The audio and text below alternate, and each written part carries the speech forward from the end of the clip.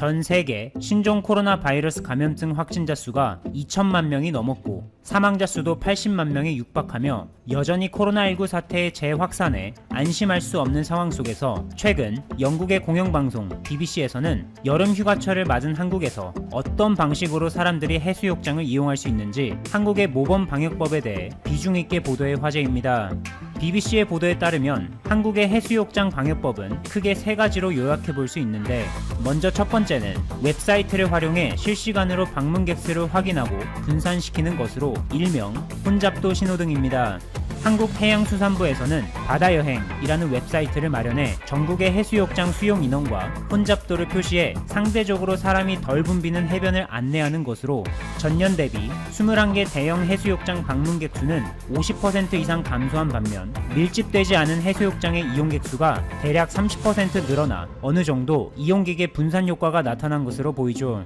BBC가 꼽은 한국의 모범 방역법 두 번째로는 해수욕장 방문객들을 대상으로 입장 전에 반드시 마스크 착용과 발열 체크를 철저하게 시행하고 검사를 통과한 이들에게는 손목 밴드를 지급하는 것입니다. 마지막으로 해수욕장 내에서 드론을 활용한 마스크 미착용 단속과 함께 안전 요원들의 안전 지침 고지가 있는데, 이처럼 철저한 방역으로 현재까지 한국에서는 놀랍게도 해수욕장에서의 코로나19 감염자가 보고되지 않고 있어 그동안 해수욕장을 개방했다가 집단으로 감염 확산이 일어났던 해외 국가들에게 적지 않은 충격을 주고 있습니다.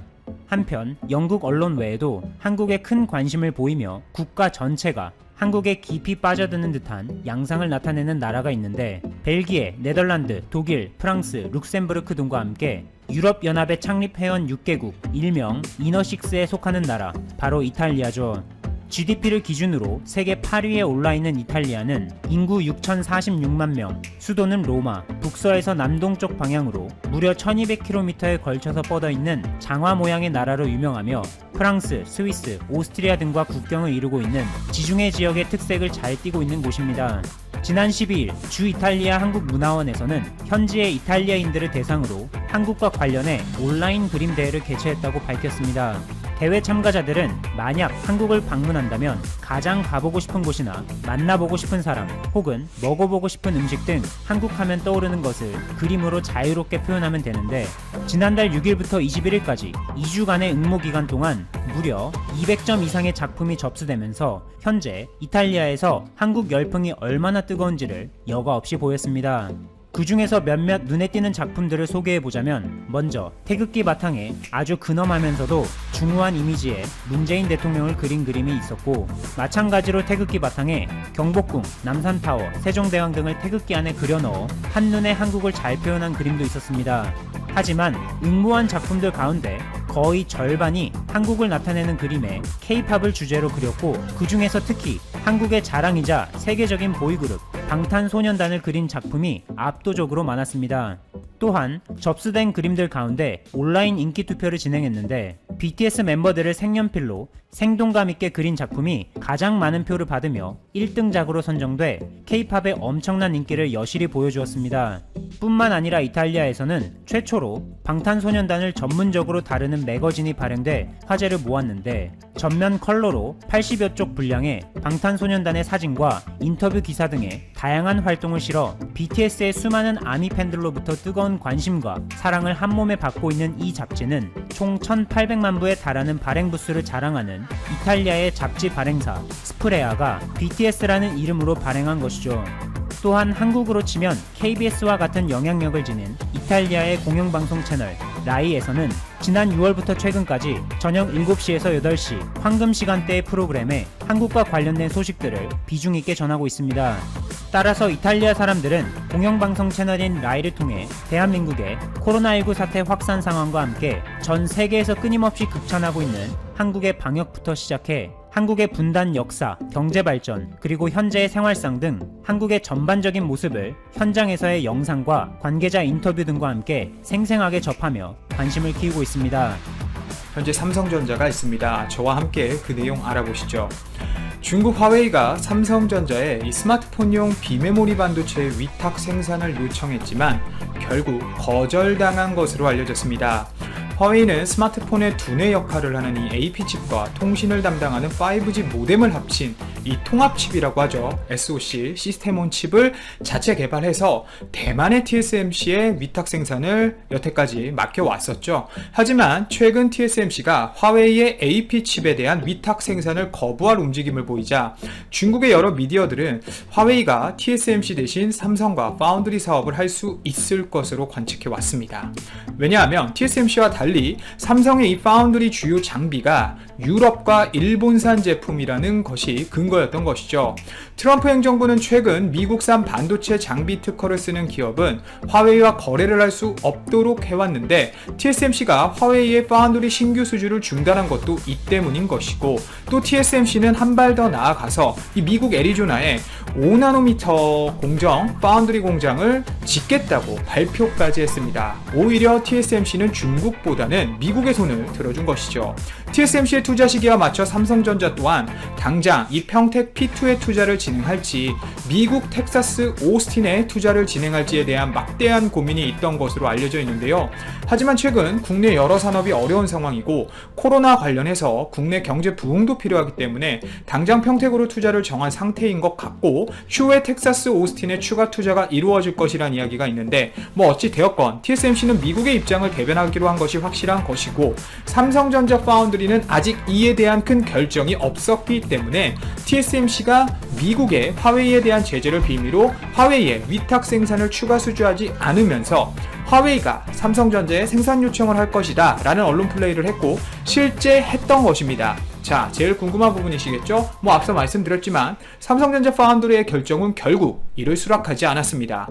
17일 대만 디지타임스는 이 삼성전자가 화웨이의 애플리케이션 프로세서, 즉 AP칩의 위탁 생산 요청을 거절했다고 보도했어요. 그리고 또 미국 IT 매체 테크레이더에 의하면 심지어 화웨이가 삼성에게 꽤나 큰 빅딜을 요청했던 것으로 보입니다. 화웨이는 삼성이 자신들의 요청을 만약 받아줄 경우 삼성과 경쟁하는 이 스마트폰 시장에서 점유율 일부를 포기하겠다는 의사를 내비치기도 했다라고 전했는데요. 결론적으로 이 스마트폰 시장이 삼성 입장에서 위축되고 있는 부분인데도 불구하고 이를 단칼에 거절했다는 이야기입니다. 삼성전자 입장에서는 파운드리 분야의 1위인 대만 TSMC와의 격차를 줄여야 하는 입장이긴 하지만 미국의 대중국 강경 제재 방침을 고려하지 않을 수 없기 때문에 화웨이의 요청을 거부한 것이라고 우리는 해석을 해야겠죠. 역시 아직까지는 중국의 시장을 잃는 것보다 미국의 제재가 더 무서울 수밖에 없습니다. 자, 이렇게 되면 화웨이는 TSMC 그리고 삼성전자 모두한테 위탁 생산을 맡기지 못하면 자체 개발한 이 기린 칩셋을 만들기 어려워지게 되고 스마트폰에 탑재하는 것도 사실상 불가능해집니다. 화웨이는 자회사로 우선 반도체 설계 회사인 하이실리콘이 있고 중국 내 파운드리 업체는 이 SMIC가 있는데요. 하지만 전력 소모는 적으면서 또 성능까지 뛰어난 기린 칩을 생산하려면 최소 7나노 공정 기술이 필요한데 이 기술을 갖고 있는 곳은 사실상 전 세계의 TSMC와 우리나라 삼성전자 두 곳뿐입니다. SMIC의 공정기술 수준은 현재 14나노 수준으로 알려져 있고 이것도 시험 테스트 수준이지 매스 프로덕션을 하고 있는 것이 아니기 때문에 아직까지 파운드리 분야에서는 삼성전자와 TSMC를 쫓아오기엔 너무나 먼 상황입니다. 결국 이렇게 되면 화웨이가 기린 칩셋 대신 미국 퀄컴이 만든 이 AP칩이죠. 스냅드래곤 시리즈를 쓸 수밖에 없도록 미국으로부터 내몰리고 있다고 우리는 해석을 해야 하고요. 또 하나 변수인 부분은 미국 행정부가 이 퀄컴의 스냅드래곤을 화웨이가 쓸 수 있게 해줄지, 즉 AP칩 거래를 승인할지도 사실 불투명한 게 맞습니다. 퀄컴 같은 경우는 장사를 중국에다 현재 어떻게 하고 있냐면 화웨이를 제외한 모든 브랜드에 하고 있다고 보시면 돼요. 화웨이를 제외한 비보, 오포, 샤오미 등 이 중국의 주요 스마트폰 업체는 플래그십 스마트폰에 퀄컴의 스냅드래곤 AP 칩을 넣어서 판매하고 있어요. 이들은 현재 미국의 제재를 받지 않고 있기 때문에 화웨이와 달리 구글 안드로이드 운영체제 OS를 탑재해서 스마트폰을 판매하고 있죠. 최근 이런 이슈 때문에 화웨이는 해외에서 스마트폰 판매율이 급격하게 떨어지고 있고 OS를 못 쓰기 때문이죠. 친숙한. 당장 중국 내수 시장에서만 판매를 하고 있기 때문에 TSMC, 삼성전자 두 회사로부터 다 외면을 받았고, 앞서 말씀드렸듯이 중국 SMIC의 반도체 칩을 쓰자니 SMIC의 반도체 공정 능력이 현저하게 떨어지기 때문에 사실상 화웨이의 스마트폰 사업은 퀄컴 아니면 당장 답이 없는 상태고, 저번에도 말씀드렸지만 미디어텍을 활용해서 TSMC로부터 칩을 받을 수는 있습니다. 하지만 이것도 미국이 어떻게 할지 모르는 것이고요. 또 기존 화웨이의 기술진들을 하이실리콘에서 유니 SoC로 인력을 빼면서 화웨이는 조금 성장을 더디게 하고 오히려 유니 SoC를 중국이 더욱 키울 확률도 높습니다. 어떻게 본다면 미국 입장에서는 때려잡아야 할 중국 기업들이 더 늘어나게 되는 셈인데요. 하지만 미국도 고민은 있는 것 같습니다. 그 고민 저와 함께 알아보실 건데, 특히 화웨이와 이 대립각을 세우고 있는 도널드 트럼프 미국 대통령의 고심이 깊어지고 있다고 하는데요. 미국 반도체 업체들의 큰손이자 이 5세대 이동통신이죠. 5G 국제 표준을 주도하고 있는 화웨이에 대한 제재의 수위를 높이면 높일수록 오히려 미국 기업들이 받는 피해가 생각보다 만만치 않기 때문입니다. 17일 시장조사 업체죠. 스트래티지 애널리틱스가 최근 발간한 화웨이 제재, 통신, 글로벌 반도체 및 미국 경제에 미칠 악영향, 이런 보고서에 따르면 트럼프 대통령이 화웨이 제재를 강행하면 강행할수록 미국 반도체 업계는 최대 연간 약 8조 원, 달러로는 한 70억 달러의 피해를 입을 것으로 전망된다 라고 밝혔습니다. 사실 미국이 화웨이를 정말 싫어하는 것은 맞습니다만 미국 입장에서 큰 고객은 맞습니다. 즉 미운 털이 있는 고객이란 소리죠. 따지고 보면 화웨이는 미국 반도체 업체들의 VIP 고객입니다. 지난해 화웨이의 미국 반도체 주문은 미국 통신칩 제조사죠. 브로드컴의 연 매출 8.7%, 약 20억 달러를 차지하고 있고, 인텔은 심지어 매년 최소 약 1조 8천억 원, 즉 15억 달러의 데이터 센터 칩을 화웨이에 판매하고 있다고 합니다.